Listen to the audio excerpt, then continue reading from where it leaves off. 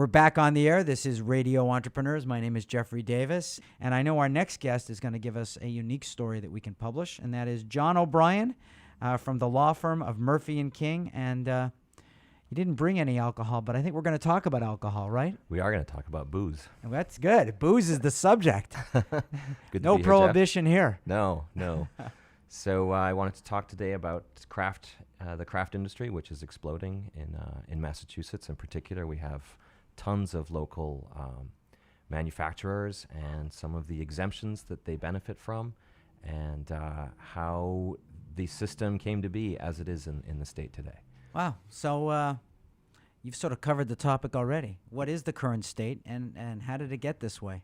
Well, the craft industry is an exception under the mass regulations. We have the brew pub rule, which allows brew pubs to manufacture and sell alcohol on premises. Right. And then you have the farm brewery licenses, which allow a local manufacturer to make alcohol and sell it on premise. And I've experienced both. I don't think I can go to any town that has tourists, the major one in Massachusetts, that doesn't have a brew pub. Right. Today. Right. Well, the brew pub explosion was in the 80s. Right. And the craft explosion today is, I think, a little different. The remnants of the 80s, you have the kind of the John Harvard brew house style stuff. The craft industry today, I think, focuses a little more on the craft, on the ingredients, on fine manufacturing. Locally handcrafted, Right. high quality. Right. Fresh. Right. The issue that the craft industry has is getting the beer to market. The distribution and marketing. Right. The regulations prohibit a manufacturer from distributing. A manufacturer has to go through a wholesaler. So the farm license allows one to manufacture and distribute and retail at one's own premises. But that's pretty small. If you want to attack the market, you have to go through the wholesaler. Right. And it is hard to go through wholesalers because they're carrying a lot of national brands. They're probably getting slotting fees. Right. Which the small brewers cannot do. So it really is hard to get into the warehouse. Right. And, what if you have a distributor that you're unhappy with? Mass regulations say you have to stay with that distributor. There have been some conflicts in state between some craft breweries and their distributor. They feel like they're not getting enough market penetration. So there's been an effort to change that rule so that you get away from a tied system.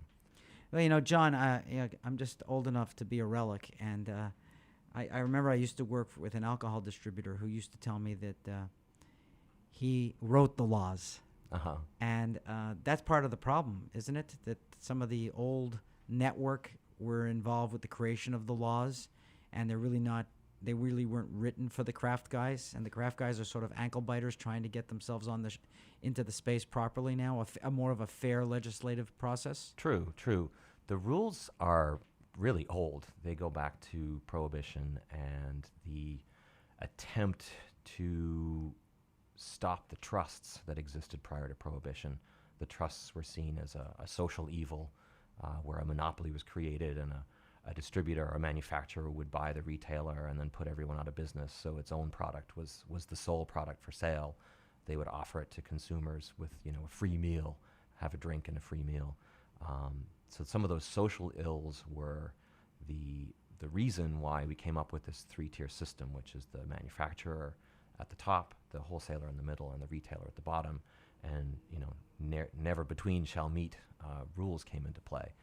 Which did benefit that market. You'd have massive wholesalers that became massive, able to control the They system. were manufacturing money. They were manufacturing money, and by the 80s, you had very, very few craft breweries left. Right. You had the mega players, and no one small could exist. Coke found a way through. He founded Sam Adams. And that was kind of the beginning of a revolution. Jon, if somebody wants to inquire in the area of maybe some kind of alcohol distribution, business, growth, how would they find you? On my website, on the firm website. murphyandking.com. Yep. Do you have an email you want to share? That's jobrien@murphyking.com.